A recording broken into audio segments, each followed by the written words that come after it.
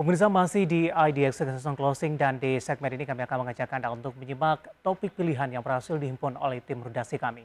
Di mana Bank Indonesia diprediksi akan menaikkan suku bunga acuan di semester kedua di tahun ini sebagai respon atas langkah sejumlah bank sentral di dunia yang sudah lebih dahulu menaikkan suku bunga acuannya.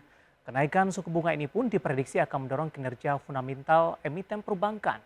Lantas saham emiten perbankan apa saja yang bisa menjadi pilihan di era suku bunga tinggi saat ini? Mari kita simak informasi selengkapnya dalam tayangan berikut ini. Meski hingga saat ini Bank Indonesia masih menahan suku bunga acuan BI 7 Days Reverse Repo Rate sebesar 3,5%, namun seiring masuknya era suku bunga tinggi, kalangan ekonom memprediksi Bank Indonesia akan menaikkan suku bunga acuan pada semester 2 2022 ini.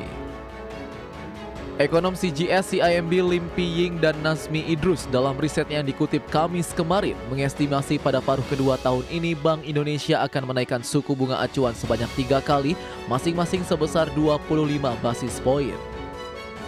Konsensus Bloomberg juga menyatakan 20 dari 30 ekonom juga berekspektasi suku bunga acuan Bank Indonesia akan naik di semester 2 2022 ini. Dan kenaikan suku bunga pun akan mendorong perbankan untuk membebankan biaya lebih besar dalam penyaluran kredit. Hal inilah yang menjadikan emiten di sektor ini akan diuntungkan dari kenaikan suku bunga acuan dan tren suku bunga tinggi.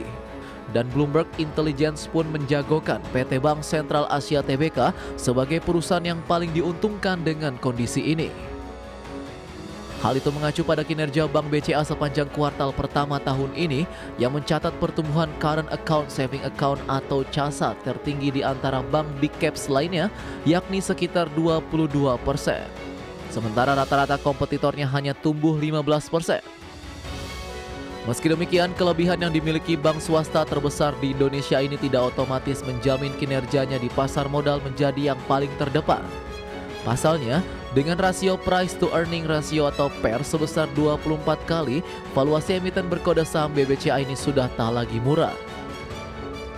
Berdasarkan catatan Bloomberg, saat ini sudah ada 4 emiten perbankan yang telah merilis laporan keuangan kuartal pertama 2022 dan memiliki price to earning ratio di bawah 10 kali, yakni Bank CIMB Niaga dengan PER 5,5 kali, Bank Tabungan Negara 6,1 kali, Bank Pembangunan Daerah Jawa Barat Banten 6,8 kali, serta Bank Negara Indonesia 9,5 kali. Di sisi lain, saham BBTN dan BBNI pada hari ini juga menjadi penekan bagi indeks harga saham gabungan di sesi pertama dengan mencatat penurunan 3,69% dan 4,32%. Dan indeks komposit pada paruh pertama hari ini tercatat turun 65,27 poin atau 0,91% ke level 7.117,56. Penurunan yang terjadi pada IHSG sudah diprediksi oleh kalangan analis.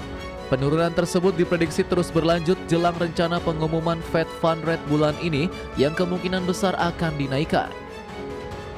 Senior Investment Information Staff Mirae Aset Sekuritas Indonesia Navan Aji Gusta mengatakan Fed Fund Rate kemungkinan akan dinaikkan menjadi 1,25% hingga 1,5% dalam rapat FOMC pekan depan dari saat ini 0,75 hingga 1%.